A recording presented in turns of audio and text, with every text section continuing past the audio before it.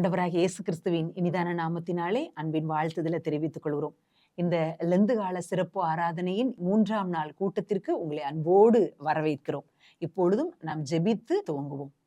அன்பின் பிதாவே, இந்த நாளில உம்முடைய கிருபை எங்களை தாங்கினபடினால் உமக்கு ஸ்தோத்திரம். ஆண்டவரே, இப்பொழுதும் நாங்கள் உம்மை ஆராதிக்கும்படி, அப்பா உம்முடைய வசனத்தை தியானிக்கும்படி இந்த இடத்துல வந்திருக்கிறோம்.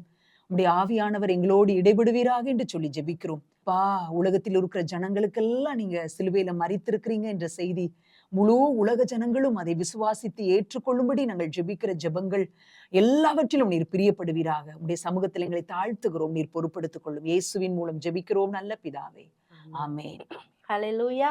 ஹல்லேலூயா. என் ஜனமே மனம் திரும்பு. இந்த பாடலை நம்ம எல்லாரும் சேர்ந்து பாடுவோம். ஒரு தேவ மனிதர் சொல்லியிருக்கிறாங்க, ஒரு பாடலை நம்ம கருத்தோடு பாடும்போது 2 முறை ஜெபிப்பதற்கு சமமா. அதற்காக ஜெபிக்க கூடாது அப்படின்னு அவங்க அர்த்தத்துல சொல்லல.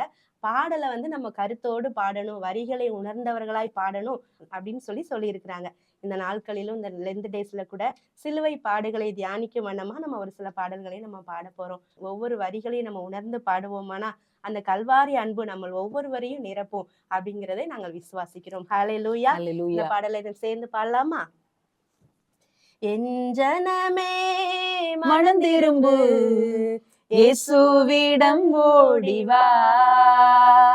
என் ஜனமே மனம் திரும்பு, இயேசுவிடம் ஓடிவா.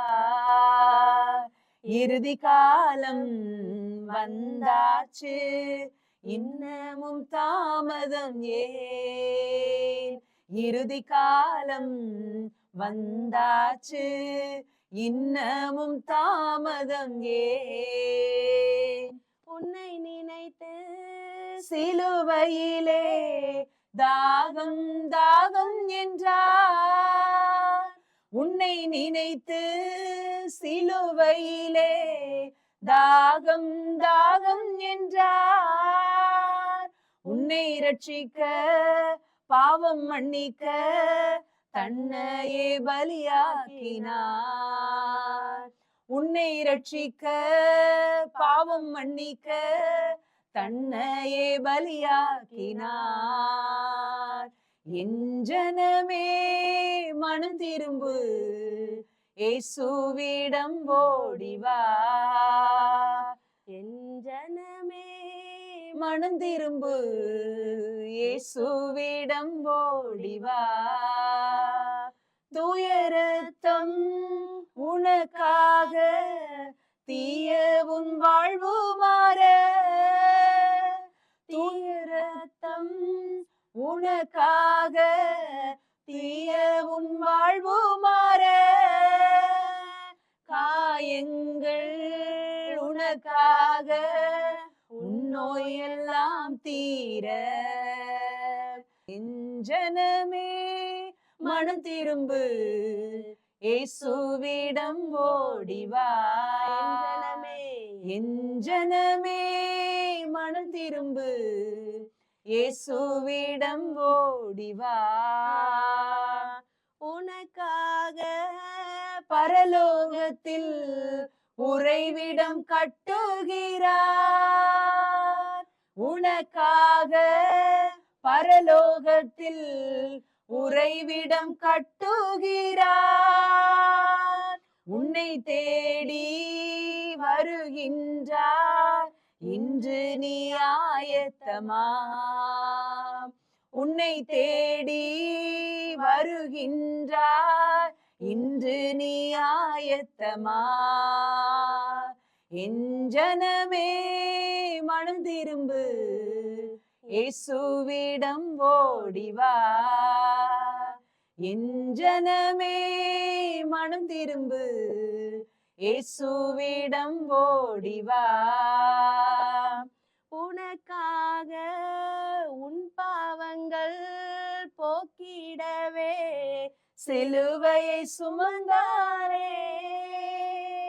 உன் பாவங்கள் போக்கிடவே சிலுவையை சுமந்தாரே. உன் சாபங்கள் நீக்கிடவே முள்முடி தாங்கினாரே. உன் சாபங்கள் நீக்கிடவே முள்மூடி தாங்கினாரே. என் ஜனமே மனம் திரும்பு, இயேசுவிடம் ஓடிவா. என் ஜனமே மனம் திரும்பு, இயேசுவிடம் ஓடிவா. இறுதி காலம் வந்தாச்சு, இன்னமும் தாமதம் ஏன்? இறுதி காலம் வந்தாச்சு, இன்னமும் தாமதம் ஏன்? அப்படியே கண்களை மூடி அந்த கல்வாரி அன்பை நோக்கி நாம் பார்க்கலாமா? ஹalleluya, ஹalleluya, ஹalleluya. உம்மை நன்றியோடு நாங்கள் உம்மை ஸ்தோத்தரிக்கிறோம்ப்பா, உம்மை துதிக்கிறோம். நேற்றும் இன்றும் என்றும் மாறாத எங்கள் அன்பின் ஆண்டவரே, உமக்கு நன்றி செலுத்துகிறோம். உமக்கு நன்றி. ஹalleluya. எல்லா மனுஷரும் ரட்சிக்கப்படவும் கர்த்தரை அறிகிற அறிவில் நிரம்பவும் அவருடைய சித்தமா இருக்கிறதே. ஹalleluya. நாங்கள் உம்மை ஸ்தோத்தரிக்கிறோம், உம்மை துதிக்கிறோம், உம்மை துதிக்கிறோம். ஆண்டவரே அப்பா, உம்மை நன்றியோடு நாங்கள் உம்மை ஸ்தோத்தரிக்கிறோம்ப்பா. இந்த அருமையான இயேசப்பா, இந்த ஆராதனை வேளையில கர்த்தர் எங்கள் ஒவ்வொருவரோடு கூட நீங்க இடைப்படுவீராகன்னு சொல்லி நாங்கள் ஜெபிக்கிறோம் ஐயா. எங்கள் ஒவ்வொருவரையும் நீங்க ஆளுகை செய்வீராகன்னு சொல்லி நாங்கள் ஜெபிக்கிறோம். இந்த லெந்து கால ஆராதனையிலும் கர்த்தர் எங்கள் ஒவ்வொருவரையும் நீங்க பரிசுத்தப்படுத்துவீராகன்னு சொல்லி நாங்கள் ஜெபிக்கிறோம் இயேசுவாமி. அப்பா, உம்முடைய கல்வாரி ரத்தத்தை ஆண்டவரே எங்களுக்காக நீங்க சிந்தினீங்களே ஆண்டவரே, உம்மை நன்றியோடு நாங்கள் உம்மை ஸ்தோத்தரிக்கிறோம், உம்மை துதிக்கிறோம். என்னை விசுவாசிக்கிறவன் எவனோ அவன் கெட்டு போகாமல் நித்திய ஜீவனை அடையும்படிக்கு அவரை தந்தரளி உலகத்தில் இவ்வளவாய் நீங்க அன்பு கூர்ந்தீங்களா ஆண்டவரே. இந்த அன்புக்காக நாங்கள் உம்மை நன்றியோடு நாங்கள் உம்மை ஸ்தோத்தரிக்கிறோம் சுவாமி. அப்பா ஸ்தோத்திரம் ஆண்டவரே. தெய்வம் எங்களுக்காக மனிதனா இந்த பூமிக்கு வந்தீங்களே, இந்த அன்புக்காக உமக்கு நன்றி செலுத்துகிறேன் சுவாமி. அப்பா, தன்னுடைய சொந்த குமாரன் என்றும் பாராமல் ஆண்டவரே இந்த உலகத்திற்கு நீங்க அனுப்புனீங்களப்பா. அன்புக்காக உம்மை நன்றியோடு நாங்கள் உம்மை ஸ்தோத்தரிக்கிறோம், உம்மை துதிக்கிறோம். உமக்கு நாங்கள் நன்றி செலுத்துகிறோம் சுவாமி. அப்பா, உம்முடைய கைகள்ல கால்களில ஆணிகள் கடாவப்பட்டவராய் ஆண்டவரே சுவாமி ஸ்தோத்தரிக்கிறோம். அப்பா, நீர் எங்களுக்காக பட்ட அந்த பாடுகளை ஆண்டவரே ஒரு விசையாக நாங்கள் நினைவு கூறுகிறோம் சுவாமி.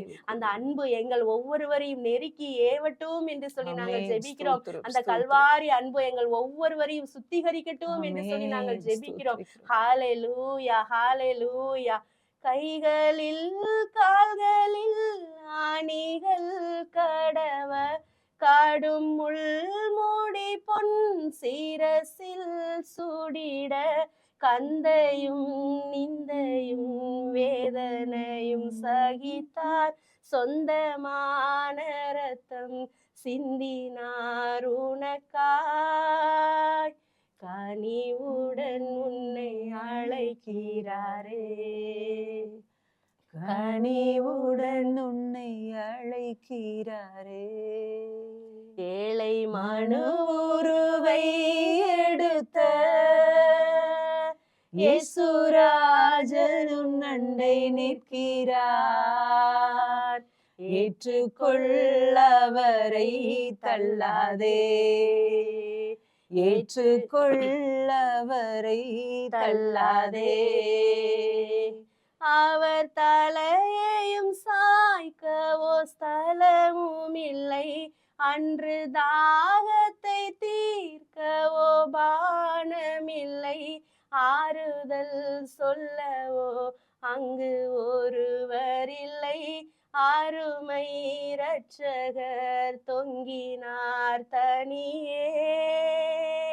இந்த பாடுகள் உன்னை மீட்கவே, இந்த பாடுகள் உன்னை மீட்கவே. ஏழை மனுவுருவை எடுத்த இயேசுராஜன் உன் அண்டை நிற்கிறார். ஏற்றுக்கொள்ளவரை தள்ளாதே, ஏற்றுக்கொள்ளவரை தள்ளாதே. நன்றி ஆண்டவரே. இந்த அன்புக்காக உமக்கு நாங்கள் நன்றி செலுத்துகிறோம் ஆண்டவரே. தலை சாய்க்க இடமில்லாதபடிக்கு ஆண்டவரே இசப்பா எங்களுக்காக எல்லா காரியங்களையும் இந்த சிலுவையில துறந்தீரே. உமக்காக நாங்கள் நன்றி செலுத்துகிறோம். உம்முடைய அன்புக்காக உமக்கு நன்றி செலுத்துகிறோம் ஐயா. உம்முடைய கிருபைக்காக எங்க மேல வைத்த ஆண்டவரே அளவில்லாத அந்த அன்புக்காக உம்மை நன்றியோடு நாங்கள் உம்மை ஸ்தோத்தரிக்கிறோம் ஆண்டவரே. தாகத்தால் வறண்டு நிற்கும் போது கூட பிதாவே இவர்களுக்கு மன்னியும் என்று சொன்னீங்களா ஆண்டவரே. அப்படிப்பட்ட அந்த மன்னிப்புக்காக ஆண்டவரே, அப்படிப்பட்ட அந்த ரட்சிப்புக்காக உம்மை நன்றியோடு நாங்கள் உம்மை ஸ்தோத்தரிக்கிறோம், உம்மை துதிக்கிறோம். எங்களை வெறுமையாக்குகிறோம், எங்களை தாழ்த்துகிறோம், எங்களை அர்ப்பணிக்கிறோம். இயேசு கிறிஸ்துவின் நாமத்தில் ஜெபிக்கிறோம் எங்கள் நல்ல பிதாவே. ஆமென். தேசத்தில் இருக்கிற ஜனங்கள் எல்லாம் ரட்சிக்கப்படணும்னு சொல்லி நம்ம ஜெபிக்க போறோம். ஆண்டவர் கிராம மிஷினரி இயக்கத்தை உருவாக்குறதற்கு ஒரு தரிசனத்தை டேவிட் கணேசன் கொடுத்தாங்க. அது என்னன்னா, உலகத்தில் இருக்கிற எல்லா ஜனங்களுக்காகவும் பரிதபித்து அழுகிறவராக இயேசு கிறிஸ்துவை தரிசித்ததுதான். இன்றைக்கும் ஆண்டவர் அழுது கொண்டே இருக்கிறார், அவரை அறியாத ஜனங்களுக்காக, அவருடைய அன்பை உணராத ஜனங்களுக்காக. இப்போ ஃபியூ செகண்ட்ஸ் தான் நம்ம ஜெபிக்க போறோம். ஆனா உண்மையான இருதயத்தோட, ஆண்டவரே ரட்சிப்பு கர்த்தருடையது என்று வேதம் சொல்லி இருக்கிறதே, ரட்சிக்கப்படாதவர்களை ரட்சிங்க. ஒருவேளை உங்க குடும்பத்துல யாராவது ரட்சிக்கப்படாம இருக்கிறாங்களா, அவங்க உறவினர்கள், உடன் பிறந்தவர்கள், அவங்க மேல பாரப்பட்டு அவங்களெல்லாம் நினைத்து இந்த நிமிஷத்துல நம்ம ஜெபிக்க போறோம். கண்களை மூடலாமா? அன்பின் பிதாவே, ஆண்டவரே அப்பா, ரட்சிக்கப்படாத மக்களுக்காக, எங்கள் நண்பர்களுக்காக, உறவினர்களுக்காக, உடன் பிறந்தவர்களுக்காக, முழு உலகத்திலும் இருக்கிற ஜனங்களுக்காக நாங்கள் ஜெபிக்கிறோம்யா. நீங்க ஆண்டவரே சிலுவையில அறையப்பட்டு எங்களுக்காக ஜீவனை கொடுத்து 2000க்கும் மேற்பட்ட ஆண்டுகள் ஆகியும் இன்னும் ஆண்டவரே உம்முடைய அன்பை அறியாமல், ஆண்டவரே தங்கள் இருதயத்தை உமக்கு நேராய் தராமல் இருக்கிற ஆண்டவரே கோடி பில்லியன் கணக்கில் ஜனங்கள் இருக்கிறாங்களே, அவர்களை ரட்சியும் அப்பா. ரட்சிப்பு கர்த்தருடையது என்று வேதம் சொல்லியிருக்கிறதே. ரட்சிக்கப்படாதவர்களை கண்டு நீங்க கண்ணீர் வடிக்கிறவங்களா இருக்கிறீங்களே அப்பா. ஆண்டவரே ஒவ்வொருவரையும் ரட்சிங்கப்பா. ரட்சிக்கப்படும்படி உம்முடைய கை அவர்களை ரட்சிக்கும்படி குறுகவில்லை என்று வேதம் சொல்லியிருக்கிறதே. நீட்டப்பட்ட கரத்தோடு சுவிசேஷம் அறிவிக்கும் போது அவர்கள் இருதயத்தில் அந்த வார்த்தைகள் தொடப்படட்டும்னு சொல்லி ஜெபிக்கிறேன். தங்களை உமக்கு ஒப்பு கொடுக்க அவர்கள் ஆண்டவரே ஆத்தும ரட்சிப்பை பெற்றுக்கொண்டு நித்திய ஜீவனை சுதந்திரித்துக் கொள்ளுகிற கிருபையை தாங்க. இப்பொழுது யாரெல்லாம் தங்களுடைய உறவினருக்காக, கணவருக்காக, மனைவிக்காக, பிள்ளைகளுக்காக, நண்பர்களுக்காக, உடன் பிறந்தவர்களுக்காக, அவர்களுடைய ரட்சிப்புக்காக ஜெபிக்கிறாங்களோ, அவர்கள் யாருடைய பெயரையெல்லாம் உச்சரித்து ஜெபிக்கிறாங்களோ, ரட்சிப்பு உண்டாகட்டும்னு சொல்லி ஜெபிக்கிறோம். ஆண்டவரே உமக்கு ஸ்தோத்திரம். அவர்களை ரட்சிங்கன்னு சொல்லி ஜெபிக்கிறோம்ப்பா. ஆண்டவரே நாட்கள் பொல்லாதவைகள் அப்பா, ரட்சித்து அவர்களை பரலோக பிரஜைகளாய் மாற்றுவீராக. அப்படியே நீ செய்ய போறதற்காக ஸ்தோத்திரம். இயேசுவின் மூலம் ஜெபிக்கிறேன் நல்ல பிதாவே. ஆமேன், ஆமேன். ஹல்லேலூயா. நம்ம நேற்றைய தினத்துல ஒரு வசனத்தை மையமாக வைத்து ஒவ்வொரு நாளும் அதை சம்பந்தமாக நம்ம தியானிப்போம், நம்ம பார்த்தோம். அது என்ன வசனம்? சங்கீதம் 139 சங்கீதம் 23வது வசனம். அந்த வசனத்தை நான் வாசிக்கிறேன். தேவனே என்னை ஆராய்ந்து என் இருதயத்தை அறிந்து கொள்ளும், என்னை சோதித்து என் சிந்தனைகளை அறிந்து கொள்ளும். ஹல்லேலூயா. இந்த ஜெபத்தை யார் ஜெபிக்கிறாங்கன்னா, தாவீது ராஜா ஜெபிக்கிறார் இல்ல. தேவனே என்னை ஆராய்ந்து பாரும், என் சிந்தனைகளை அறிந்து கொள்ளும், அதுல உங்களை வேதனை உண்டாக்குகிற வழி என்னிடத்துல உண்டோன்னு பார்த்து நித்திய வழியிலே நடத்துங்கன்னு சொல்றாங்கல்ல. ஒவ்வொரு நாளும் இந்த 40 நாட்களும் நம்மிடத்துல எந்தெந்த காரியங்கள் குறைவா இருக்கிறதோ அந்த காரியத்தை எல்லாம் நம்முடைய சுபாவ மாற்றத்தை நம்ம ஆண்டவரிடத்துல எதிர்பார்க்க போறோம். ஒரு சின்ன சம்பவத்தை சொல்றேன். ரொம்ப ஆண்டுகளுக்கு முன்பதாக ஒரு தேவ பக்தியுள்ள ஒரு மனுஷர் ஒரு செருப்பு தைக்கிற கடையை வச்சிருந்தார். அவருக்கு துணையா உதவியால ஒரு வாலிப தம்பி, இளம் வாலிப தம்பியும் இருந்தான். அவர் பிஞ்சு செருப்பை யாரெல்லாம் தைக்க கொடுக்க வராங்களோ அப்போதெல்லாம் அவர் என்ன யோசிப்பாராம் அப்படின்னு சொன்னா, நல்ல லெதர் போட்டு, நல்ல குவாலிட்டியான லெதர் போட்டு அதை தச்சு கொடுப்பாராம். உடனே அந்த உதவியாளர் இருக்கிற அந்த தம்பி கேட்பானா, ஐயா ஏன் இப்படி நல்ல குவாலிட்டியான லெதரை போட்டு தச்சு கொடுக்குறீங்க? நார்மலா இதை தச்சு கொடுத்தோம் அப்படின்னு சொன்னா சீக்கிரத்துல பியும், மறுபடியும் நம்ம கிட்ட தானே ஐயா வருவாங்க, நமக்கு தானே அது லாபம்.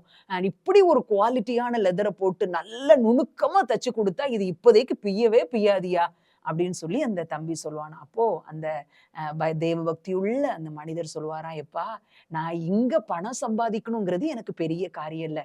ஒரு நாள் நான் ஆண்டவருக்கு முன்பாக நியாயாதிபதியாகி இயேசு கிறிஸ்துவுக்கு முன்னாடி நிக்கணும். அப்போ நான் தச்சு கொடுத்த ஷூஸ், செருப்பு எல்லாம் அந்த ஸ்டாண்டில் அடுக்கி வைக்கப்பட்டிருக்கும். அதுல ஒரு ஷூ எடுத்து இப்படி காட்டி, அவருடைய பேர் ஜான், ஏன்பா இதுல நீ தரம் குறைஞ்ச ஒரு லெதரை போட்டு தச்ச, எதையுமே உண்மையா நீ செய்ய வேண்டாமா அப்படின்னு ஒரு வார்த்தை கேட்டா, அந்த ஒரு வார்த்தைக்காக, அந்த கேள்விக்கு நான் பயந்து, தேவன் இந்த உலகத்தில் எனக்கு கொடுத்த பொறுப்பை, எனக்கு கொடுத்த தொழிலை நான் உண்மையா செய்யணும்னு நான் நினைக்கிறேன்ப்பா.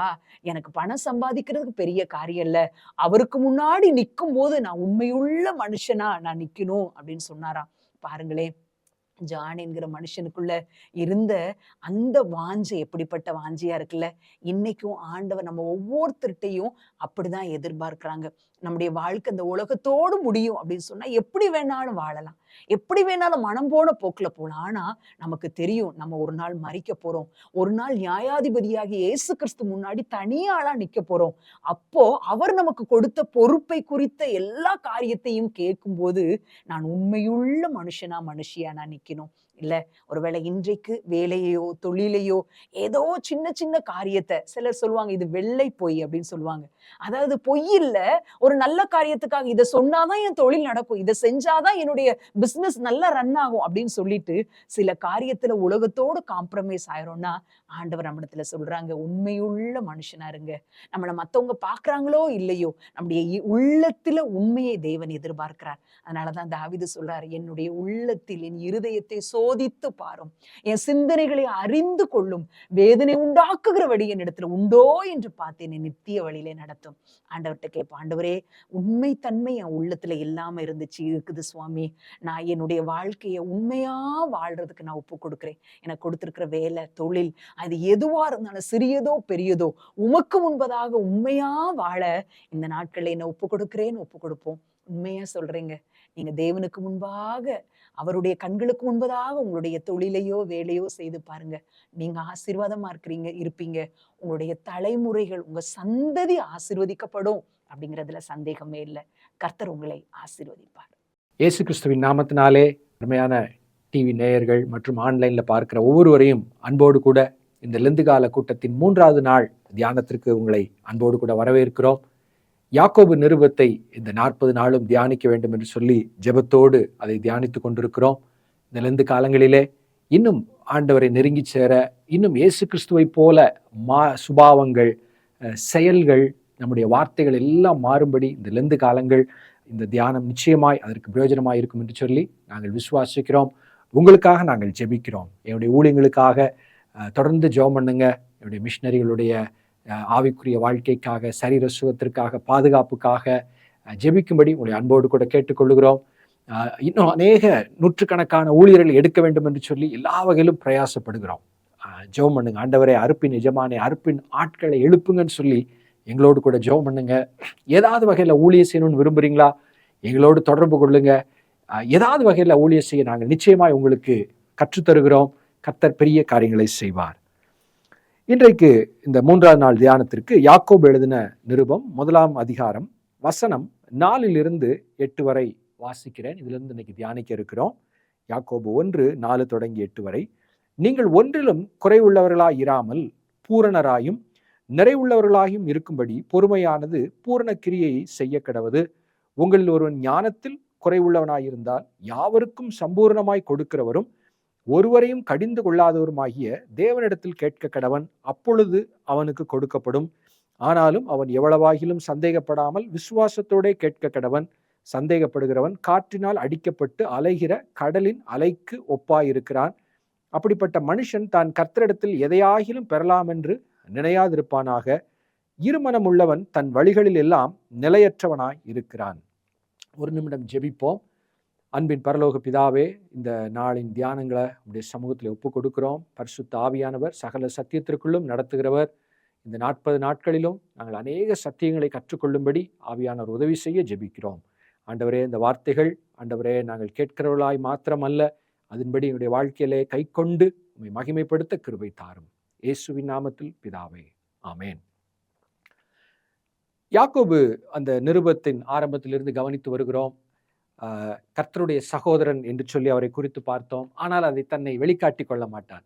இயேசு கிறிஸ்துவின் ஊழியக்காரன், அடிமை என்று சொல்லி தன்னை மறைத்து வெளிப்படுத்தக்கூடிய அருமையான ஒரு ஊழியர், ஒரு அப்போஸ்தலன் என்று சொல்லி அவரை குறித்து நம்ம பார்த்தோம். அவருடைய ஃபர்ஸ்ட் கன்சர்ன், முதல் அக்கறை என்ன? இந்த நிருபத்தை எழுதுகிறவர்கள் வசனம் 4ல் பார்க்கிறோம், நீங்கள் ஒன்றிலும் குறைவுள்ளவர்களா இராமல் பூரணராய் நிறைவுள்ளவர்களா இருக்கும்படி அப்படின்னு சொல்லி ஒரு வார்த்தையை சொல்லுகிறார். அவருடைய இருதயத்தின் பாரம் என்ன? தான் ஜெபித்து இந்த நிருபத்தை ஒரு கூட்டத்திற்கு எழுதுகிறார். பரிசுத்த ஆவியானவர் இன்னைக்கு நம்மோலம் அதே வசனத்தோடு நம்மோடு கூட பேசி கொண்டிருக்கிறார். இந்த தேவ மனிதனுடைய பாரம் என்ன? நீங்களும் நானும் ஒன்றிலும் குறைவுபடக்கூடாது, பூரணராய் இருக்க வேண்டும், நிறைவுள்ளவர்களாய் இருக்க வேண்டும். எல்லாவற்றிலும் ஆவிக்குரிய வாழ்க்கையிலே வளர்ந்து தேவனுக்கு முன்பாக நம்ம பூரணமா இருக்க வேண்டும் என்கிற அந்த முதல் விருப்பத்தை, அவருடைய வாஞ்சையை அங்கே எழுதுகிறார். அப்ப அந்த பூரணத்திற்கு தேவையானது என்ன அப்படின்னு வரும்போது, நீங்கள் ஒன்றிலும் குறைவுள்ளவர்களாய் இராமல் அப்படின்னு சொல்லிட்டு வசனம் 5ல் பார்த்தா, உங்களில் ஒருவன் ஞானத்தில் குறைவுள்ளவனாய் இருந்தால் அவன் தேவனிடத்திலே கேட்டு ஜெபிக்கணும் அப்படின்னு சொல்ல போற வார்த்தைகளை பார்க்கிறோம். அப்ப வாழ்க்கையில நீங்களும் நானும் பூரணரா இருக்க வேண்டும், நல்ல ஒரு மெச்சூரிட்டி, முதிர்ச்சியிலே நாம் நோக்கி போக வேண்டும், முதிர்ச்சியிலே காணப்பட வேண்டும் என்று சொன்னா, அங்கே எது குறையில்லாமல் இருக்க வேண்டும், எது நிறைவாய் இருக்க வேண்டும், ஞானம் என்கிற விஷயம் அங்கே முதலாவதாக அந்த நிருபத்திலே நமக்கு தேவை என்று சொல்லி யாக்கோபு அங்கே அதற்காக ஜெபியுங்கள் என்று சொல்லுகிற வார்த்தையை பார்க்கிறோம். ஞானம் என்றால் என்ன அப்படின்னு சொல்லி நம்ம யோசிக்கணும். அறிவு, ஞானம், இப்படி பல வார்த்தைகள் பைபிள்ல உண்டு. உலகத்திலே ஞானம் என்ற வார்த்தை பல வகையிலே பயன்படுத்தக்கூடும். நல்ல இவங்களுக்கு ஏதோ ஒரு விஷயத்துல நல்ல ஞானியா, இவர் வாகனங்களை பற்றி உள்ள நல்ல ஞானம் உள்ளவர், பல வகையில் அந்த வார்த்தைகளை யூஸ் பண்ணுவோம்.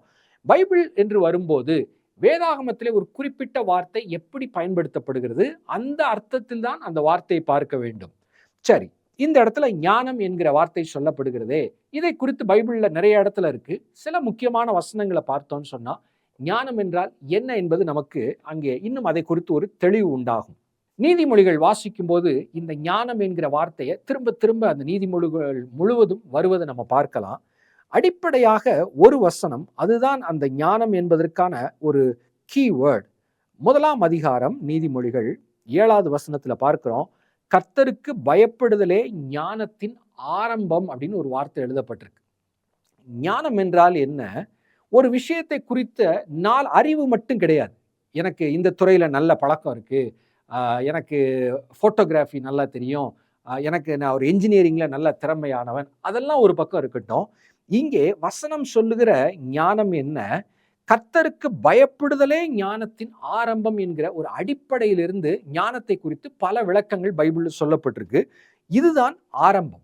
அப்ப கர்த்தருக்கு பயப்படுதல் ஞானத்தின் ஆரம்பம் அப்படின்னா என்ன அர்த்தம் அப்படின்னு சொன்னா, வாழ்க்கையின் மையம் கர்த்தர் தான். வானத்தையும் பூமியும் உண்டாக்கின கர்த்தர், அவரை மையமாய் வைத்து அவரை சுத்தி சுத்தி வாழ்க்கையை நான் அமைப்பதுதான் உண்மையான ஞானம். உலகத்தில் இருக்கிற மனிதர்கள் எப்படி வாழ்க்கையை அமைக்கிறார்கள்? அவங்களதான் வாழ்க்கையில மையமா வச்சிருப்பாங்க. தங்களுக்கு தேவையானதை மற்றவற்றை பயன்படுத்திக் கொள்வார்கள். அவங்க தான் வாழ்க்கையின் மையம். they will be their own center. ஆனால் ஒரு கிறிஸ்தவனுக்கு எது வாழ்க்கையின் மையமாய் இருக்க வேண்டும்? கர்த்தர். எதை செய்தாலும் கர்த்தராகிய இயேசுவின் நாமத்தில் செய்யுங்கள். எதை செய்தாலும் கர்த்தருக்கென்று செய்யுங்கள். நீங்கள் புசித்தாலும் குடித்தாலும் கர்த்தருக்கென்று செய்யுங்கள். இயேசு கிறிஸ்து சொல்லுகிறார், நீங்கள் மனிதருக்கு எதை செய்கிறீர்களோ அதை எனக்கே செய்கிறீர்கள் அப்படின்னு சொல்றாரு. பசியா இருக்கிற ஒருத்தனுக்கு நீ சாப்பாடு கொடுக்குறியா? அது எனக்கே கொடுக்குறேங்கிறார். அதாவதுங்க, நம்ம வாழ்க்கையில என்ன செய்தாலும் அதை இயேசுவுக்கு செய்கிறோம். இது பைபிள் சொல்லக்கூடிய ஒரு உண்மை. நல்ல விஷயம் 4 பேருக்கு செய்யறோமா? நான் வஸ்திரம் இல்லாத இருந்தேன், எனக்கு கொடுத்தீங்க. பசியா இருந்தேன், எனக்கு சாப்பாடு கொடுத்தீங்க. எப்ப ஆண்டவரே உங்களுக்கு கொடுத்தோம்? சிறியாரில் எதை செய்தீர்களோ எனக்கே செய்தீர்கள். அப்ப நம்ம செய்யக்கூடிய எல்லா நற்காரியங்களும் அதை நாம் உண்மையான இருதயத்தோடு செய்யும் போது கர்த்தருக்காக செய்கிறோம். ஏழைக்கு இறங்குகிறவன் கர்த்தருக்கு கடன் கொடுக்கிறான். யாரோ கஷ்டப்படுறாங்கன்னு அன்பினால ஒரு பணம் கொடுத்து உதவுறீங்களா? ஆண்டவர் சொல்றாரு, நீ எனக்கு கொடுத்தப்பா அப்படிங்கிறார். எனக்கு கடன் கொடுத்த மாதிரின்னு சொல்லி ஆண்டவர் சொல்லுகிறார். அவர் கடன் பட முடியுமா நம்மகிட்ட? அவர் தான் சிருஷ்டிகர். ஆனா நான் சொல்ல வருவது, வாழ்க்கையை கர்த்தர் அவரை நடுவில் வைத்து எல்லாவற்றையும் யோசிக்கிறோம். ஒரு காரியம் செய்ய போறோமா? இது ஆண்டவருக்கு பிரியமா? பிரியம் இல்லையா? இது நான் செய்தால் பரலோக ராஜ்யத்திற்கு அது சந்தோஷத்தை கொண்டு வருமா? எல்லாவற்றையும் கர்த்தரை மையமாய் வைத்து வாழக்கூடிய ஒரு வாழ்க்கை, இதுதான் ஞானம் என்பதை முதலாவது உங்களுக்கு நான் சொல்ல விரும்புகிறேன். இந்த ஞானத்தை குறித்து இயேசு கிறிஸ்து இந்த உலகத்திலே அவர் பிறந்து சிறு பிள்ளையாய் வளர்ந்து வளர்கிறார். அவர் எப்படியெல்லாம் வளர்ந்தார், அவருடைய வளர்ச்சி எப்படி இருந்தது என்று அந்த வளர்ச்சியை குறித்து சொல்லும்போது, லூக்கா 2வது அதிகாரம் அந்த கடைசி 52வது வசனத்துல கவனித்தா, இயேசுவானவர் ஞானத்திலும் அவர் எப்படியெல்லாம் வளர்ந்தார், எந்தெந்த பகுதியிலெல்லாம் அவருடைய வளர்ச்சி இருந்தது அப்படின்னு சொல்லும்போது, இயேசுவானவர் ஞானத்திலும் வளர்த்தியிலும் தேவ கிருபையிலும் மனுஷர் தயவிலும் அதிகமாய் விருத்தி அடைந்தார்னு சொல்லி ஒரு 4 விஷயங்கள் சொல்லப்பட்டிருக்கு. அதுல ஃபர்ஸ்ட் எது இருக்கு? ஞானம் என்று எழுதப்பட்டிருக்கிறது.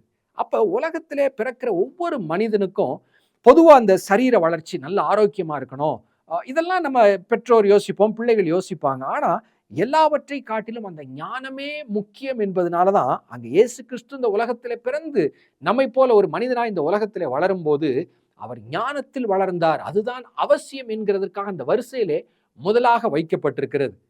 கிறிஸ்தவ வாழ்க்கையில இன்னைக்கு ஆண்டவர் உங்களுக்கு எனக்கு இந்த நாள்ல உணர்த்துகிறது என்ன? இந்த ஞானம் எந்த அளவுக்கு இருக்கு? வாழ்க்கையின் கர்த்தருக்கு எந்த இடத்தை கொடுக்கிறோம்? நிறைய கிறிஸ்தவங்களுடைய வாழ்க்கை எப்படி தெரியுமா இருக்கு? தங்களை மையமாய் வைத்து வாழ்வார்கள். தேவை என்றால் கர்த்தரை அழைப்பார்கள், இயேசுவே என்று சொல்லுவார்கள். அவங்களுக்கு ஒரு தேவை அப்படின்னா ஆண்டவரே அப்படின்னு தேடிடுவாங்க.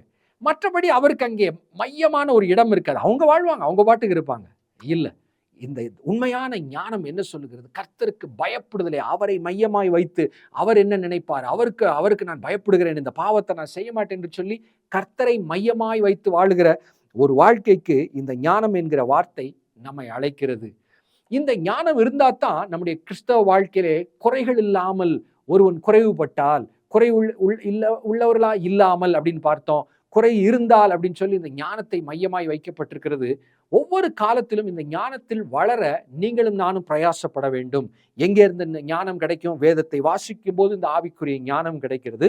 குறிப்பாக யாக்கோபு சொல்லும்போது இந்த ஞானத்திற்கு என்ன செய்ய வேண்டும் என்று சொல்லி அங்கே அழகாக சொல்லுகிறார். 1வது அதிகாரம் 5வது வசனத்துல, உங்களில் ஒருவன் ஞானத்தில் குறை உள்ளவனாய் இருந்தால். நம்ம எல்லாருமே அப்படிதான் உணர்றோம். ஐயோ, ஞானம் இல்லையே, நான் குறை உள்ளவனா இருக்கிறேனே அப்படின்னு நினைக்கிறோம். கவலைப்பட வேண்டியதில்லை. குறை உள்ளவனாய் இருந்தால் யாவருக்கும் சம்பூர்ணமாய் கொடுக்கிறவரும் ஒருவரையும் கடிந்து கொள்ளாதவருமாகிய தேவனிடத்தில் கேட்க கடவன், அப்பொழுது அவனுக்கு கொடுக்கப்படும். இங்க ஜெபித்தால் ஆண்டவர் அந்த ஞானத்தை தருவார் அப்படின்னு சொல்லி இருக்கும் போது, அந்த 5வது வசனத்துல நம்முடைய தேவன் எப்படிப்பட்டவர் என்கிற ஒரு அருமையான அநேக காரியங்கள் அங்க சொல்லப்படுது. பைபிள் வாசிக்கங்க ஒவ்வொரு முறை திரும்ப திரும்ப வாசிக்கும் போது நமக்கு கிடைக்கக்கூடிய ஒரு முக்கியமான ஒரு கிருபை என்ன தெரியுமா? நம்மை நேசிக்கிற தகப்பன், இந்த உலகத்தை எல்லாம் உண்டாக்கின தேவன், அவர் எப்படிப்பட்டவர், அவர் எப்படி சிந்திக்கிறார், அவருடைய இருதயத்தில் இருக்கிற விருப்பம் என்ன, எது அவருக்கு பிரியமானது, எது அவரை துக்கப்படுத்தும், எது அவருடைய கோபத்தை தூண்டும் என்று சொல்லி பைபிள் படிக்க படிக்க தேவனை குறித்த அறிவிலே வளர்கிறோம். Knowledge of God. இந்த தேவனுடைய அறிவில் வளர வளர அது ஒரு பெரிய ஒரு ஆசீர்வாதத்தை கொண்டு வரும். என்ன ஒரு ஆசீர்வாதம் தெரியுமா? 2 பேதுரு 1வது அதிகாரம் அங்கே அந்த நிருபத்தை வாழ்த்தி எழுதும் போது பேதுரு எழுதுகிறார். 2 பேதுரு 1:2 தேவனையும் நம்முடைய கர்த்தராகிய இயேசுவையும் அறிகிற அறிவினால் உங்களுக்கு கிருபையும் சமாதானமும் பெருக கடவது. தேவன் யார் என்று உங்களுக்கும் தெரியும், எனக்கும் தெரியும். இயேசு கிறிஸ்து யார் நமக்கு தெரியும். ஆனா அங்க போட்டிருக்கிற வார்த்தை என்ன? அறிகிற அறிவினால், அது பெருக பெருக, அந்த அறிவிலே நாம் வளர வளர கிருபையும் சமாதானமும் பெருகும் என்று சொல்லப்பட்டிருக்கிறது. நம்ம வாழ்க்கையில எப்ப சமாதானம் வரும்? நம்முடைய தேவன் எப்படிப்பட்டவர், அவர் எவ்வளவு வல்லமை உள்ளவர், அது ஒருவேளை தெரியாட்டி வாழ்க்கையில சமாதானம் இருக்காது. பிரச்சனைகள் வரும்போது பயந்துருவோம். ஆனால் நம்முடைய தேவன் மகா பெரியவர், அவர் எப்படிப்பட்டவர் என்பதை வேதத்தில் வாசித்து வாசித்து அவரை அறிய அறிய கிருபையும் சமாதானம் நம்முடைய வாழ்க்கையிலே பெருகும் என்று சொல்லி அப்போஸ்தலனாகிய பேதுரு எழுதுவதை பார்க்கிறோம். நல்லது. அங்கே யாக்கோபு அந்த 1வது அதிகாரம் 5வது வசனத்துல தேவனை குறித்து சொல்லக்கூடிய காரியம் என்ன? குறைவுபட்டால் தேவனிடத்திலே கேட்க வேண்டும். அவர் என்ன செய்யறாராம்? யாவருக்கும் சம்பூர்ணமாய் கொடுக்கிறவர் அப்படின்னு ஒரு வார்த்தை எழுதியிருக்கு. இல்ல, யாவருக்கும் என்கிற ஒரு வார்த்தை. தேவனிடத்திலே பட்சபாதம் இல்லை, நான் இவனுக்கு நான் கொடுப்பேன் அவனுக்கு நான் கிடையாது, இல்லவே இல்லை. யாவரையும், எல்லாருக்கும், ஒவ்வொரு மனிதனும் ரட்சிக்கப்பட வேண்டும் என்று விரும்புகிற தேவன் யாவருக்கும் அவர் என்ன செய்யறாரா? சம்பூர்ணமாய் கொடுக்கிறவர் அப்படின்னு சொல்லி எழுதியிருக்கு. ஒருவேளை மனிதர்கள்ட்ட ஒரு உதவி கேட்டோம்னா, நீங்க என்கிட்ட ஒரு பண உதவி கேட்குறீங்க, நான் என்ன செய்வேன்? எனக்கு எவ்வளவு இருக்கோ அவ்வளவுதானே கொடுக்க முடியும். ஆனால் தேவனிடத்திலே போகும்போது அவருக்கு அளவில்லாத ஒரு இன்எக்ஸாஸ்டபிள் ரிசோர்ஸ் உடைய தேவன். அவர்கிட்ட ஒண்ணுமே குறைவுபடாது. அப்ப நமக்கு என்ன தேவையோ அதை சம்பூர்ணமாக நிறைவாய் கொடுக்கக்கூடியவர் அப்படின்னு சொல்லி அங்க எழுதியிருக்கு. அடுத்து பார்த்தா யாவருக்கும் சம்பூர்ணமாய் கொடுக்கிறவரும் ஒருவரையும் கடிந்து கொள்ளாதவருமாகிய தேவனிடத்திலே கேட்க கடவன். அது என்ன ஒருவரையும் கடிந்து கொள்ளாதவர்? உங்ககிட்ட எனக்கு ஒரு ஃபேவர் தேவைப்படுது, நான் கேட்டு வரணும்னு நினைக்கிறேன். ஆனா நான் ஏதோ ஒரு தப்பு பண்ணியிருக்கிறேன், அது உங்களை ஒருவேளை பாதிச்சிருக்கலாம். தயங்கி வருவேன் உங்ககிட்ட. ஒருவேளை உங்ககிட்ட கேட்குறேன், ஹெல்ப் கேட்குறேன். ஒருவேளை அந்த என்னுடைய குறையை நீங்கள் சுட்டி காண்பிக்கலாம். நீ அன்னைக்கு ஏன் அப்படி செஞ்ச, இன்னைக்கு இப்படி கேட்க வந்துட்ட அப்படின்னு சொல்லி பொதுவாக மனிதர்கள் இன்னொரு மனிதனுடைய தயவை நாடும் போது ஒருவேளை ஒரு குறை அங்கே இருந்தால் அது சுட்டி காண்பிக்கப்படும். அன்னைக்கு நீ இப்படி பேசிட்ட, இன்னைக்கு வந்து என்கிட்ட இந்த ஹெல்ப் கேட்குற அன்னைக்கு அப்படின்னு சொல்லி அங்கே உள்ள குறைகள் எல்லாம் அங்கே ஒரு தேவை என்கிற நேரத்திலே வெளியே வரும் பாருங்களேன். ஆனால் தேவன் எப்படிப்பட்டவரா? அவர்கிட்ட போறோம், ஆண்டவரே என்னிடத்துல ஞானம் இல்லை, குறைவா இருக்கு, எனக்கு தாங்க அப்படின்னு கேட்கும்போது அவருடைய சுபாவம் என்னவா? ஒருவரையும் கடிந்து கொள்ளாதவர். அப்படின்னா என்ன அர்த்தங்க? ஒருவேளை போன வருஷம் நீங்களோ நானோ ஒரு பாவம் செஞ்சிட்டோம், ஆண்டவரை துக்கப்படுத்தி விட்டோம். சரி, அதை நாம் உணர்கிறோம், மனமுடைந்து ஆண்டவர்கிட்ட அறிக்கை செய்தோம். வசனம் என்ன சொல்லுது? நம்ம பாவங்களை அறிக்கை செய்யும் போது இயேசு கிறிஸ்துவின் ரத்தம் சகல பாவங்களை நீக்கி நம்மை சுத்திகரித்து விடும். இப்ப நம்ம ஞானத்துல குறைவு இருக்குன்னு சொல்லி கேட்கிறோம். நம்முடைய தேவனுடைய சுபாவம் என்ன? நீ போன வருஷம் இப்படி ஒரு பெரிய தப்பு பண்ணல, இன்னைக்கு வந்து எதுக்கு இதை கேட்கிற அப்படின்னு சொல்லி நம்மிடத்துல இருக்கிற குறைகளை சுட்டி காண்பித்து கடிந்து கொள்ளாமல் அதையெல்லாம் ஒவ்வொரு தடையும் நம்ம ஞாபகம் வச்சுக்கணும். வாழ்க்கையில ஏதாவது நம்ம வீழ்ச்சி அடையும் போது, ஒரு பாவத்துல விழும்போது, உண்மையாய் அதிலிருந்து மனம் திரும்பும் போது, மறுபடியும் சொல்லுகிறேன், இயேசு கிறிஸ்துவின் ரத்தம் சகல பாவங்களையும் நீக்கி சுத்திகரித்து விடுகிறது. சங்கீதம் 103 எழுதியிருக்கோம். நம்முடைய பாவத்தை எவ்வளவு தூரமா தள்ளி வைக்கிறாரா, கிழக்குக்கும் மேற்குக்கும் எவ்வளவு தூரமோ அவ்வளவு தூரமாய் நம்முடைய பாவங்களை நம்மை விட்டு விலக்கினார். அப்படின்னா என்ன அர்த்தம்? கிழக்குக்கும் மேற்குக்கும் உள்ள டிஸ்டன்ஸை நம்ம கனெக்ட் பண்ண முடியுமா? இந்த பக்கம் ஒரு பக்கம் போய்கொண்டே இருக்கும், இந்த பக்கம் போய்கொண்டே இருக்கும். இன்ஃபைனைட் டிஸ்டன்ஸ், அளவிட முடியாத ஒரு தூரம். அப்படின்னா என்ன அர்த்தம்? நம்மை விட்டு பிரித்த பாவத்தை அவர் இனி நினைவு கூற மாட்டார். இன்னும் வசனங்கள் நிறைய இருக்கு. கடலின் ஆழத்தில் எரிந்து விட்டார் இருக்கு, காலாலை மிதித்து விட்டார்னு சொல்லி எழுதியிருக்கு, நினைவு கூற மாட்டார் என்று சொல்லி இருக்கிறது. நம்முடைய ஆண்டவரை குறித்து சொல்லப்பட்ட ஒரு மகிமையான காரியங்க. ஐயோ, நம்ம 5 வருஷத்துக்கு முன்னாடி செஞ்ச தப்பை நினைச்சிட்டே இப்ப என்கிட்ட பேசுவாரோ, என்ன பார்ப்பாரோ? இல்லவே இல்லை. அவர் பாவங்களை மன்னிக்கிறார், மூடுகிறார், நினைவு கூற மாட்டார். அதை சொல்லி கடிந்து கொள்ளாத ஒரு தேவன். எவ்வளவு பெரிய இரக்கங்கள் பாருங்க. நம்ம கான்பிடண்டா போலாம். எல்லாவற்றையும் கடந்த காலம் இயேசுவின் ரத்தத்தினால் மூடப்பட்டு விட்டது. இன்றைக்கு எனக்கு ஒரு தேவை இருக்கிறது. பழைய காரியத்தை சுட்டி காட்டி கடிந்து கொள்ளாத ஒரு அன்பின் தேவன். கெட்டகுமாரன் தொலைதூர தேசத்துல போய் விபச்சாரத்திலையும் அங்கே பணத்தை எல்லாம் செலவழித்து அங்கே எல்லாத்தையும் விட்டு ஒரு ஏழ்மையிலே பிச்சைக்காரனை போல திரும்பி வருகிறார். அப்பா ஏற்றுக்கொள்ளுகிறார், தூரத்திலே பார்த்து வந்து அணைக்கிறார் இருக்கு. 2 வார்த்தை சொல்லியிருக்கலாம், இப்படி பண்ணிட்டியாப்பா, உன்னை நம்பி கொடுத்த, நீ கொஞ்சம் ஞானமா இருந்திருக்க வேண்டாமா, நான் அன்னைக்கே சொன்னேன் கேட்டியா? எத்தனையோ வார்த்தைகளை சொல்லியிருக்கலாம், ஒரு வார்த்தை கூட சொல்லவில்லை. அந்த அந்த கெட்டகுமாரன் சொல்லுவான், தகப்பனே, பரலோகத்துக்கும் உமக்கு விரோதமா நான் பாவம் செஞ்சுட்டேன், இனி எனக்கு தகுதி இல்லை. இவர் புலம்புவார், குற்ற உணர்ச்சியா தானே இருக்கும். அப்பா சொத்தெல்லாம் உரிமையா கேட்டோம், கொடுத்தாரு, அதை அழிச்சிட்டமேன்னு சொல்லி குற்ற உணர்வுகள். எனக்கு பிள்ளைன்னு என்னை கூப்பிடாதுக்கு, என்னை அப்பான்னு கூப்பிட எனக்கு தகுதி கூட இல்லை, ஒரு வேலைக்காரனா இருக்கு, அப்படி என்னென்னத்தையோ சொல்றார். தகப்பனுடைய அந்த லூக்கா அதிகாரத்துல படிச்சு பாருங்க, ஒரு வார்த்தை சொல்ல மாட்டார். ஒண்ணுல அவர் கட்டி அணைப்பார், முத்தமிடுவார், கூப்பிடுவார், ஏய் வாங்கப்பா, மோதிரம் போட்டு விடுங்கப்பா, ட்ரெஸ்ஸை மாத்தி விடுங்கப்பா, நல்ல அவனுக்கு செருப்பு அவனுக்கு போட்டு விடுங்கப்பா, விருந்து ஆயத்தம் பண்ணுங்கப்பா. இவனு சொல்லிட்டே இருக்கான், தகப்பனே எனக்கு அருகதை இல்லை, என்ன மன்னிங்க, என்னத்தையோ சொல்றாரு. அதை குறித்து சட்டை செய்யாமல், நீ மனம் திரும்பிட்டல, என்னை தேடி வந்து விட்டாய் அல்லவா என்று சொல்லி பரலோக தகப்பன் எப்படி ஏற்றுக்கொள்கிறார் என்கிற மகிமையான பிக்சர். இது ரொம்ப அவசியமானது. ஒருவரையும் கடிந்து கொள்ளாதவர். பிசாசு என்ன தெரியுமா செய்வான்? நம்ம ஜெபிக்கிறோம், வாழ்க்கையில ஒரு தேவைன்னு சொல்லி ஜெபிக்கிறோம், நம்முடைய பாவங்களை காண்பிப்பான். இப்படிலாம் தப்பு செஞ்ச ஆண்டவர்கிட்ட நீ கேட்டா தருவாரா? அதெல்லாம் அதனாலதான் தாமதிக்க, அதனாலதான் அவனுக்கு பதில் வரல. இது பிசாசனுடைய அக்கினி ஆஸ்திரங்கள். எபேசியர் 6 இருக்கு. அக்கினி ஆஸ்திரங்கள்னா என்ன? ஒரு அம்பு இருக்கு, அதனுடைய டிப்ல அப்படியே நெருப்பை வைத்து எரிவது, சிந்தனைகளை தாக்குவது, தேவனை குறித்து சந்தேகப்பட வைப்பது. உன்னுடைய ஜெபங்கள் கேட்கப்படுமா? உன்னுடைய வாழ்க்கையில் குறை இருக்கிறதே, குறை இருந்தது உண்மைதான். ஆனால் நாம் அறிக்கை செய்யும் போது நமக்காக பிரதான ஆசாரியராக இயேசு கிறிஸ்து பரிந்து பேசுவதனாலே அவைகள் எல்லாம் மூடப்பட்டு விட்டது. கடிந்து கொள்ளாத ஒரு தேவன். எவ்வளவு பெரிய நம்பிக்கை அந்த யாக்கோபு 1:5 நமக்கு கொடுக்குது பாருங்க. நம்மகிட்ட என்ன தேவையோ ஜெபிக்கும் போது கடிந்து கொள்ளாமல் கொடுக்கிற தேவனை அங்கே பார்க்கிறோம். அந்த 5வது வசனம் மறுபடியும் வாசிக்கிறவங்களில் ஒருவன் ஞானத்தில் குறைவுள்ளவனாயிருந்தால் யாவருக்கும் சம்பூர்ணமாய் கொடுக்கிற ஒருவரை கடிந்து கொள்ளாதவருமாகிய தேவனிடத்திலே கேட்க கடவன். கிறிஸ்தவ வாழ்க்கையின் மையமான ஒன்று கேளுங்கள், ஆஸ்க், ஜெபியுங்கள், ஆண்டவர்கிட்ட கேட்கணும், அப்பொழுது அவனுக்கு கொடுக்கப்படும். நல்லா ஞாபகம் வச்சுக்கணும், கேட்க கடவன், அப்பொழுது அவனுக்கு கொடுக்கப்படும். கேட்காவிட்டால் கொடுக்கப்படாது என்பதையும் ஞாபகம் வைத்துக் கொள்ள வேண்டும். சில விசுவாசிகளுக்கு என்ன எண்ணம்னா, எனக்கு இந்த தேவைன்னு ஆண்டவருக்கு தெரியும்ல, அவர் பார்த்து கொள்வார்ல, தெரியும், அவருக்கு தேவை என்று தெரியும், அவர் எல்லாவற்றையும் பார்த்து கொள்வார், உண்மைதான். ஆனால் அவர் வைத்திருக்கிற ஆவிக்குரிய பிரமாணம் என்ன? உண்மையா நம்ம விரும்பணும்னு சொன்னா நம்ம விசுவாசித்து கேட்கணும்னு சொல்லி தேவன் எதிர்பார்க்கிறார். அறுப்புக்கு வேலையாட்களை அனுப்பும்படி அறுப்பின் எஜமானிடத்திலே வேண்டிக் கொள்ளுங்கள் அப்படின்னு ஆண்டவர் கற்றுக் கொடுக்கிறார். அறுப்பின் எஜமான் நம்முடைய தேவனுக்கு தெரியும்ல, அறுப்புக்குள்ள ஆட்களை அனுப்ப வேண்டும் என்று தெரியும். ஆனா அவர் ஒரு பிளான் வச்சிருக்கிறார். அது நல்ல ஒரு அவருடைய அனந்த ஞானத்தினாலே வைக்கப்பட்ட ஒரு திட்டம். நாம் ஜெபிக்க வேண்டும், தேவன் கிரியை செய்வார். இது அவர் வைத்திருக்கிற ஒரு ஆவிக்குரிய பிரமாணம்.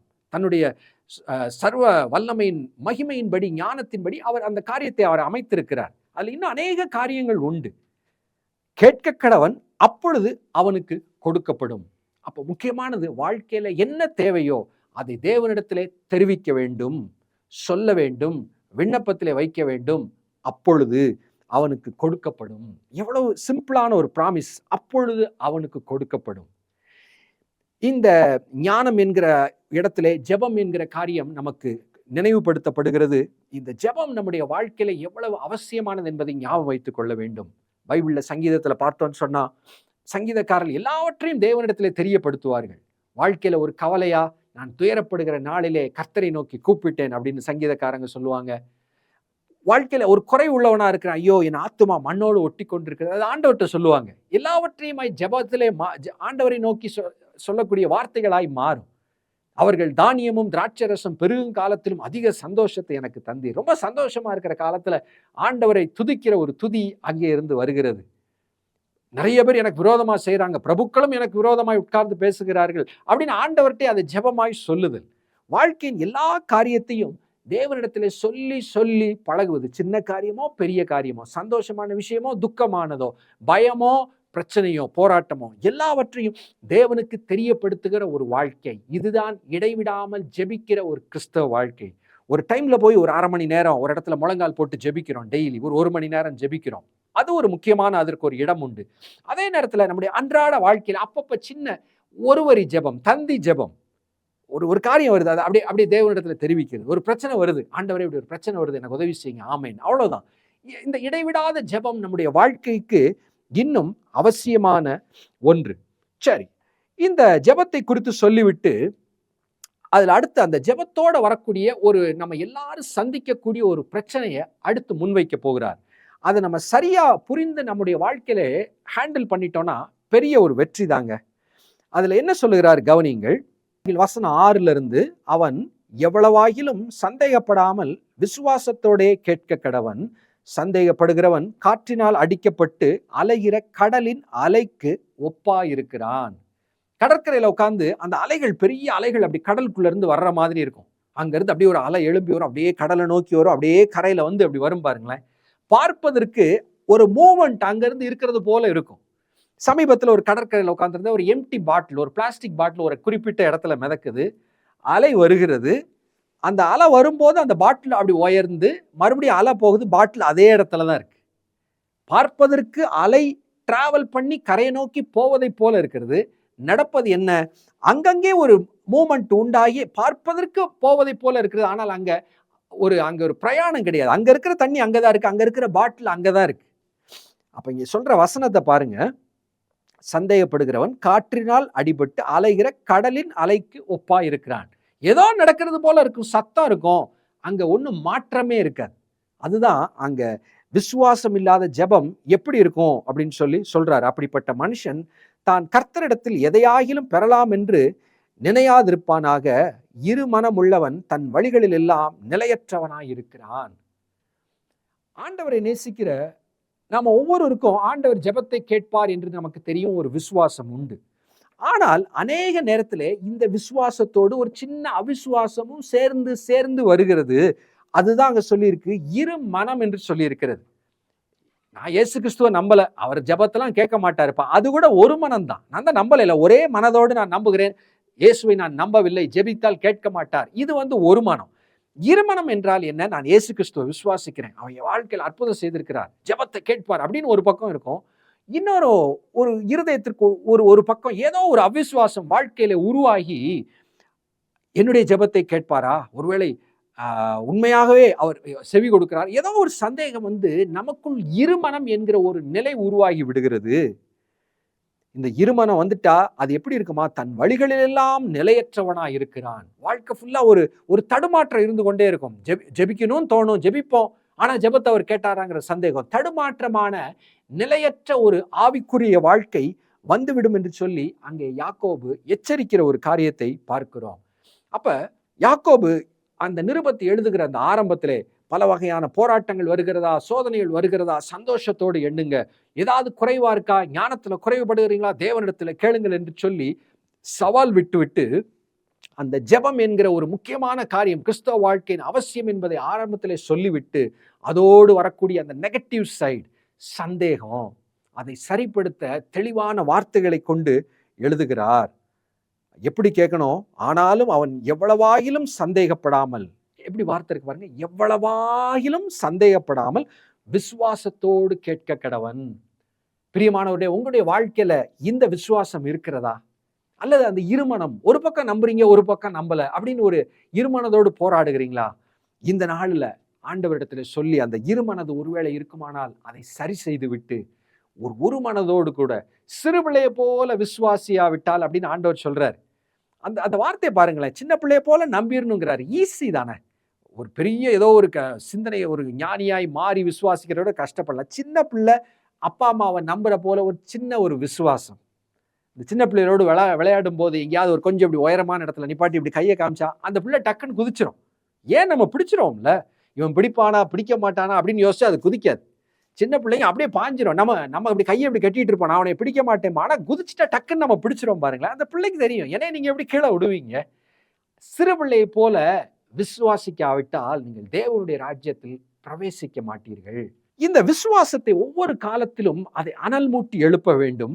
இன்னொரு பக்கம் அவிசுவாசம் என்கிற அந்த மாம்ச சிந்தையை, பொல்லாத இருதயமாகிய அவிசுவாசம் உள்ள இருதயம் சொல்லியிருக்கு, அதை ஒவ்வொரு நாளும் சிலுவையில அறைந்து அதை பரிசுத்த ஆவியின் வல்லமையினாலே அது மேற்கொள்ளப்பட்டு விசுவாசம் என்கிற பகுதியில வளர வளர அந்த அங்க சொல்லி இருக்கிற வழிகளில் எல்லாம் நிலையற்றவன் சொல்லியிருக்கு. ஆனா அந்த விசுவாசம் வளர வளர எல்லாவற்றிலும் நிலை உள்ளவர்களா இருப்போம். ஒரு சமாதானம் நமக்குள்ள இருக்கும், எதை குறித்து கவலைப்பட மாட்டாங்க. ஏன், ஆண்டவர்கிட்ட போய் ஜெபம் பண்ணிடுவேன்ல, அவர் பார்த்து கொள்வார்ல என்று சொல்லக்கூடிய ஒரு சிறு பிள்ளையை போல முழு நிச்சயமான விசுவாசம் நம்முடைய வாழ்க்கையில பெரிய ஆசீர்வாதங்களை கொண்டு வரும். ஒருவேளை விசுவாச குறைவு இருக்கிறது, எங்க இருந்து இந்த விசுவாசம் வரும்? ரோமர் நிருபத்துல வாசிக்கிறோம், தேவனுடைய வார்த்தையை கேட்க கேட்க விசுவாசம் வளரும், விசுவாசம் கேள்வினால் வரும், கேள்வி தேவனுடைய வார்த்தையிலிருந்து வரும்னு சொல்லி எழுதியிருக்கு. நம்ம பைபிள் படிக்கங்க அநேக வகையிலே பைபிள் ரீடிங் நமக்கு பிளஸ்ஸிங்கா மாறுது. அதுல மிக முக்கியமானது என்ன, நம்முடைய விசுவாசம் ஒவ்வொரு காலங்களிலும் புதுப்பிக்கப்படுகிறது. சில நேரம் நமக்கு கொஞ்சம் தொய்ந்து போய்விடும். எலியாவை பாருங்க, திடீர்னு ஒரு நாள் பயங்கர விசுவாசமா இருக்கிறார், வானத்திலிருந்து அக்கினி இறக்கி விடுகிறார். திடீரென்று சில நாள் ஆகிறது, அங்கே எசபேலுடைய மிரட்டலை கேட்டு அந்த விசுவாசம் அப்படியே அவிந்து போய் அங்கே உயிர் தப்பி ஓடுகிறார் என்று சொல்லி பார்க்கிறோம். இதுதான் நீங்களும் நானும். ஆனா இடைவிடாமல் இரவும் பகலும் வேதத்தை தியானிக்கிற வாழ்க்கை, நீர்க்கால்கள் ஓரம் நடப்பட்ட மரத்தை போல செழிப்பான ஒரு ஆவிக்குரிய வாழ்க்கை, வசனம் வாசிக்க நம்முடைய அவிசுவாசங்கள் ஒவ்வொரு காலங்களிலும் சரி செய்யப்பட்டு அது அழிக்கப்பட்டு புதிய விசுவாசம் நமக்குள் உண்டாகிறது. ஜெபத்தை கேட்கிற தேவன் என்னுடைய நாமத்தினாலே எதை கேட்டாலும் பிதாவானவர் உங்களுக்கு தருவார். இதெல்லாம் அப்படியே நம்ம ஆண்டவர் எதிர்பார்க்கிறார். லியோனார்ட் ராவன்ஹில் என்ற தேவ மனிதர் எழுதுகிறார், faith honours God, God honours faith என்று ஒரு அழகான ஒரு வரியை எழுதியிருப்பார். விசுவாசம் தேவனை கனப்படுத்துகிறது, தேவன் விசுவாசத்தை கனப்படுத்துகிறார். இந்த விசுவாசத்தை குறித்து லூக்கா 7வது அதிகாரத்துல அங்கே ஒரு இயேசு கிறிஸ்துவிடத்திலே அங்கே ஒரு உதவி கேட்டு ஒரு ஜனங்கள் வருகிறார்கள். லூக்கா 7வது அதிகாரம் அந்த 9வது வசனத்துல இயேசு கிறிஸ்து சொல்ற வார்த்தையை நம்ம பார்க்க போறோம். தன் வேலைக்காரனை குணமாக்க வேண்டும் என்று சொல்லி அங்கே ஒரு 100க்கு அதிபதி அங்கே வருகிறார். ஒரு பெரிய படையில முக்கியமான ஒரு ஆபீசர் அங்கே வருகிறார். தன் வீட்டுல தான் நேசிக்கிற ஒரு வேலைக்காரன் சுகமில்லை என்று சொல்லி இயேசு கிறிஸ்துவிடத்துல தேடி வருகிறார். அப்ப இயேசு கிறிஸ்து அங்க வீட்டுக்கு போறேன், நான் போய் அவனுக்காக நான் ஜெபிக்கிறேன்னு சொல்லி அங்க வருகிறார். வருவதற்கு முன்பாக 6வது வசனத்துல 100க்கு அதிபதி ஒன்று சொல்லி விடுகிறார், நீர் வருத்தப்பட வேண்டாம், வீட்டுக்கெல்லாம் நீங்க வர வேண்டாம், நான் வர்றதுக்கு தகுதி இல்லை. உண்மையாய் தன்னை தாழ்த்தி அங்கே சொல்ற வார்த்தை, ஒருத்தனை நான் வானா வர்றேன், ஒருத்தனை போனா போயிடுறான், நீங்க அப்படி செய்யறது உங்களை எவ்வளவு ஈஸி அப்படின்னு சொல்லி ஆண்டவருடைய வல்லமையை அறிந்து அதை அறிக்கை செய்யறான். நீங்க ஒரு வார்த்தை சொன்னா போதும் அப்படின்னு சொல்லி அங்கே அதை சொல்லுகிறார். அப்ப அதை ஆண்டவர் கேட்டுட்டு 9வது வசனத்துல சொல்றார், லூக்கா 7:9, இயேசுவைகளை கேட்டு அவனை குறித்து ஆச்சரியப்பட்டு திரும்பி தமக்கு பின் செல்லுகிற திரளான ஜனங்களை நோக்கி, இஸ்ரவேலுக்குள்ளும் நான் இப்படிப்பட்ட விசுவாசத்தை காணவில்லை என்று உங்களுக்கு சொல்லுகிறேன். நீங்க பாருங்களேன், ஒரு மனிதனுடைய விசுவாசம், நீங்க வர வேண்டாம் ஆண்டவரே, வார்த்தையை சொன்னா போதுங்கிற அந்த விசுவாசம் ஆண்டவரை அது பெரிய மகிழ்ச்சிக்குள்ளாக்குறது. அவர் சொல்றாரு, இஸ்ரவேலுக்குள்ளும் நான் இப்படிப்பட்ட விசுவாசத்தை காணவில்லை. 100க்கு அதிபதி யார்? அவன் ஒரு யூத மனிதன் கிடையாது, அவன் ரோம ஒரு மனிதன், வேற நாட்டு மனிதன், புறஜாதி மனிதன். ஆனா அவனுக்குள்ள இருக்கிற விசுவாசத்தை பார்க்கிறார். இஸ்ரவேலுக்குள்ளும் இல்லை. நிறைய நேரம் கிறிஸ்தவர்களுக்குள் இந்த விசுவாசம் இல்லாமல் போய் விடுகிறது. ஆண்டவர் கேட்பாரா அப்படிங்கிற சந்தேகங்கள் எல்லாம் வந்து விடுகிறது. ஆனால் இங்கே ஆச்சரியப்பட்டுன்னு சொல்லி எழுதியிருக்கு. நீங்களும் நானுங்க பைபிள்ல சொல்லப்பட்ட வார்த்தைகள், தேவனுடைய வார்த்தையை அப்படியே சிறு பிள்ளையை போல நம்பிவிட்டால் பரலோகத்தின் தேவன் மகிழ்ச்சி அடைகிறார். என் பிள்ளை என்னுடைய வார்த்தையை நம்பி விட்டான். அது கனப்படுத்துகிறோம், ஆண்டவருடைய வார்த்தையை கனப்படுத்துகிறோம். அவிசுவாசங்கள் இருக்கிறது, அதை சொல்லி ஆண்டவர்கிட்ட எங்களை அவிசுவாசம் நீங்கும்படி எங்களுக்கு உதவி செய்யும். சீஷர்கள் கேட்குறாங்க, எங்களுக்குள்ள நிறைய நேரம் அவிசுவாசம் வந்தது, அது நீங்க எங்களுக்கு உதவி செய்யுங்கன்னு சொல்லி கேட்பதை போல நீங்களும் நானும் கேட்க இந்த பகுதிகள் நமக்கு நினைவுபடுத்துகிறது. பைபிள் வாசிக்கும் போது ஆங்காங்கே ஜெபிக்கிற மனிதர்களை சந்திப்போம். அவங்க ஜெபிக்கிற வார்த்தைகள், அங்கே நடந்தது என்ன, அதை பார்க்க பார்க்க நம்முடைய விசுவாசம் அதிகரிக்கும். ஜெபம் என்று வரும்போது பைபிள்ல பல வகையான ஜெபங்கள் இருக்கு. தனி மனிதனுடைய ஜெபங்கள் இருக்கு, குழுவாய் சின்ன குழுவாய் ஜெபிக்கிற ஜெபங்கள் இருக்கும், ஒருவேளை சபையாய் ஜெபிக்கிற ஜெபங்கள்னு பல வகைகளிலே ஜெபங்கள் இருக்கிறத பார்க்கலாம். உதாரணத்திற்கு 1 நாளாகமம் 4வது அதிகாரத்துல அங்கே ஒரு தனி மனிதனுடைய ஜெபம் எழுதப்பட்டிருக்கிறது.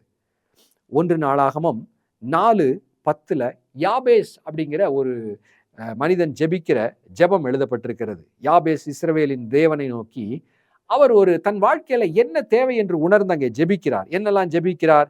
தேவரீர் என்னை ஆசீர்வதித்து என் எல்லைகளை பெரிதாக்கி உமது கரம் என்னோடு இருந்து தீங்கு என்னை துக்கப்படுத்தாதபடிக்கு அதற்கு என்னை விலக்கி காத்தள்ளும் என்று வேண்டிக் கொண்டான். அவன் வேண்டிக் கொண்டதை தேவன் அருளினார். எவ்வளவு அழகான வாக்குத்தத்தம் பாருங்க. அவன் வேண்டிக் கொண்டதை தேவன் அருளினார். உங்க வாழ்க்கையில, என் வாழ்க்கையில என்ன தேவையோ அதை விசுவாசத்தோடு தேவனுக்கு சித்தமா என்பதை அறிந்து அதை குறித்து நாம என்ன ஜெபிக்கிறோமோ, நம்ம என்ன கேட்கிறோமோ அதன்படி தருகிற தேவன். ஆச்சரியமா இருக்குங்க. நீங்க ஸ்பெசிபிக்கா கேட்டு உண்மையாய் வாழ்க்கையின் தேவைகளை சொல்லும் போது ஆண்டவர் பதில் கொடுக்கிற விதம் ஆச்சரியமா இருக்கும். ஒரு தனி மனிதனுடைய ஜெபம். அப்ப நம்ம பார்க்கும்போது யாபேசின் ஜெபத்தை பார்க்கும்போது, என்னுடைய வாழ்க்கையில இந்த தேவைகள் இருக்கு, இது இருக்கு, இதை நான் சொன்னால் கேட்பார் என்கிற விசுவாசத்தை தூண்டக்கூடிய ஒரு வார்த்தை. தனி ஜெபம், விசுவாசம் உள்ள ஜெபம், அது பவர்ஃபுல்லானது. அதே நேரத்தில் அதுக்கு அடுத்தபடி ஆண்டவர் சொல்லுவார், பூமியிலே ஒரு காரியத்துக்கு இருவர் ஒருமனப்பட்டு அதை வேண்டிக் கொண்டால் பரலோகத்தின் பிதாவானவர் செய்வார். 2 பேர் ஒரு காரியத்தை ஒருமனப்படும் போது அது ஆண்டவரை சந்தோஷப்படுத்துகிறது.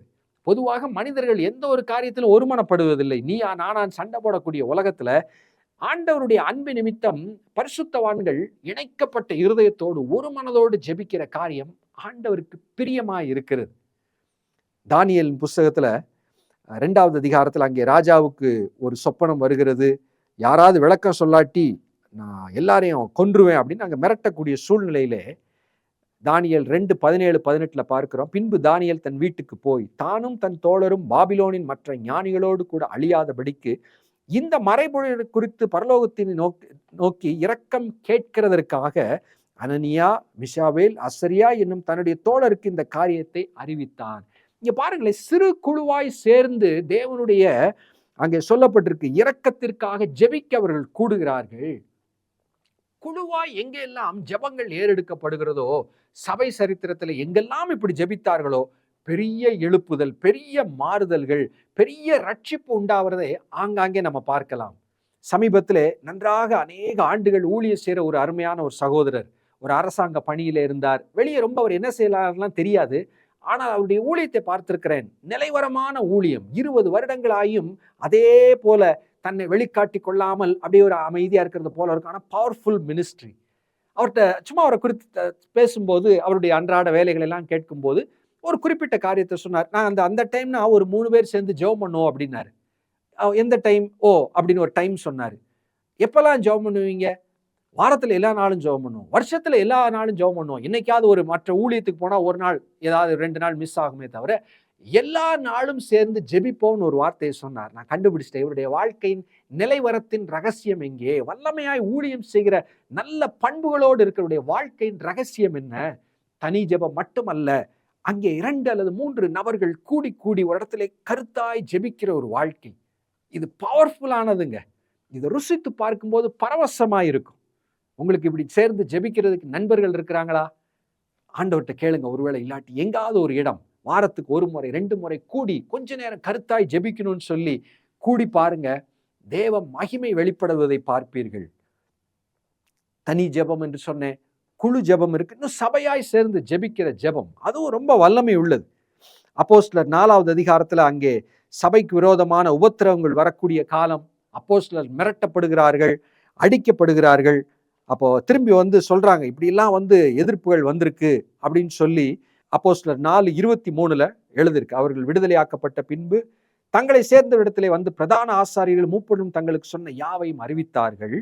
அவர்கள் அதை கேட்டு மிரட்டல் வந்துருச்சு, பிரச்சனை வந்துருச்சுன்னு உடனே உட்கார்ந்து யோசிக்கல. ஐயோ இப்படிலாம் ஆயிடுச்சு, எதிர்ப்பு என்ன செய்ய, நம்ம யாரையாவது போய் பார்ப்போமா? அதெல்லாம் செய்யல.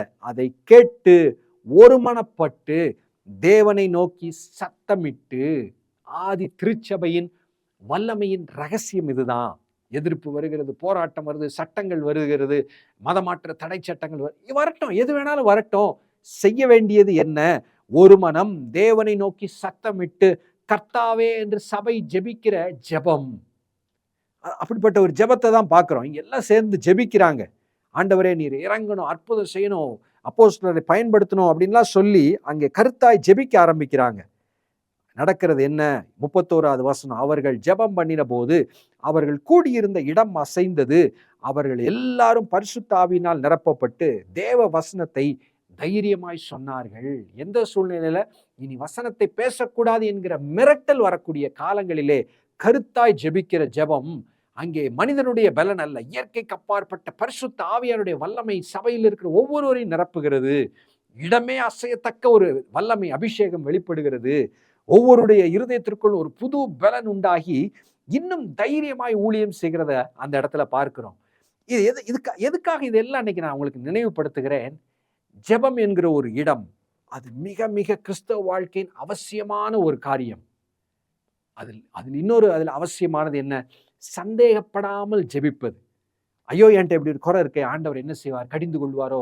கேட்க மாட்டாரோ? இல்லவே இல்லை. குறைகள் இருக்கா, அதை அறிக்கை செய்கிறோம், மன்னித்து விடுகிறார், முடிந்தது, அவ்வளவுதான். அதனுடைய அக்கௌண்ட்ஸ் க்ளோஸ் பண்ணப்பட்டு விடுகிறது. அடுத்து நம்ம அவர்கிட்ட போகும்போது ஏதோ தப்பு செய்யாத பிள்ளையை போல நம்மளை பார்க்கிறார். ஒருவரையும் கடிந்து கொள்ளாதவராய் இருக்கிறார். ஆண்டவரே நான் ஞானத்துல குறைவுபட்டிருக்கிறேன், கேட்டால் கொடுக்கிறார். என்ன காரியத்திற்கு கேட்கிறோமோ அந்த காரியத்திற்கு பதில் கொடுக்கிறார். எதை கருத்தாய் ஜெபிக்கிறோமோ கருத்தான பதில்கள் உண்டு. ஆண்டவரே எங்களை இந்தியாவை ஆசீர்வதிங்களா? ஆசீர்வதிக்கிறார். ஆண்டவரே எங்க தமிழ்நாட்டை ஆசீர்வதிங்க, ஆசீர்வதிக்கிறார். எங்களுடைய அரசியல் தலைவர்களை ஆசீர்வதிங்க ஆண்டவரே, ஆசீர்வதிக்கிறார். நான் இருக்கும் ஊர் தெருவை ஆசீர்வதிங்க ஆண்டவரே, ஜனங்களை ஆசீர்வதிங்க ஆண்டவரே, அதற்கு குறிப்பான பதில் உண்டு. என்னோடு படிக்கிற நண்பர்கள், என்னோடு உடன் வேலை செய்யக்கூடிய உடன் வேலையாட்கள், இவங்களை ஆசீர்வதிங்க ஆண்டவரே, ஜெபத்தை கேட்கிறார், ஆசீர்வதிக்கிறார். ஆண்டவரே என்னுடைய பிள்ளைக்கு இப்படி ஒரு பிரச்சனை இருக்கிறது, போராட்டம் இருக்கிறது, கேட்கிறார், குறிப்பான பதில் உண்டு. அவன் கேட்டுக்கொண்டதை தேவன் அவனுக்கு தந்தருளினார். இதுதாங்க இன்னைக்கு யாக்கோபு நினைவுபடுத்தக்கூடிய ஒரு காரியம். ஒருவேளை உங்க வாழ்க்கையில ஜெபம் என்கிற இடத்துல சந்தேகத்தோடு போராடுறீங்களா? ஆண்டவரிடத்துல சொல்லி அந்த இருமனதை சரி செய்து விடுங்கள். சிறுபிள்ளையை போல மாறி ஆண்டவரிடத்துல விசுவாசம் வைத்து விடுங்கள். உங்களுடைய ஆவிக்குரிய வாழ்க்கையின் வளர்ச்சி துரிதமாயிருக்கும். எந்த ஒரு பிரச்சனையா அதை ஆண்டவரிடத்துல ஜெபத்திலே கொண்டு போகிற ஒரு பழக்கம், ரொட்டீன், ஒரு ஹேபிட்டாய் மாற மாற உடைய வாழ்க்கையை நீங்கள் பார்க்கிற கண்ணோட்டம் மாறும். பெரிய ஒரு சமாதானம், உன் சமாதானம் நதியை போல இருக்குன்னு சொல்லியிருக்கிறாரு. ஜெபிக்கிற ஒரு மனிதனுக்கு தேவ சமாதானம் என்பது அங்கே அளவிடப்பட முடியாத ஒரு நதியை போல அவனுக்குள்ள வருங்க. பூமி நிலை மாறினாலும் மலைகள் நடு சமுத்திரத்தில் சாய்ந்தாலும் நாம் பயப்படும் என்கிற ஒரு பெரிய சமாதானம், ஒரு நிலைவரம் உள்ள ஒரு இருதயம் அவனுக்கு உண்டாகும். இந்த வார்த்தைகள் எல்லாம் இன்னைக்கு நினைவு கூர்ந்து ஆண்டவரிடத்திலே உங்களை அர்ப்பணிங்க. இந்த வார்த்தைகளை இன்னும் நீங்கள் தியானித்து உங்களுடைய வாழ்க்கையில் இதை குறித்து யோசியுங்கள். கர்த்தர் உங்களை ஆசீர்வதிப்பாராக.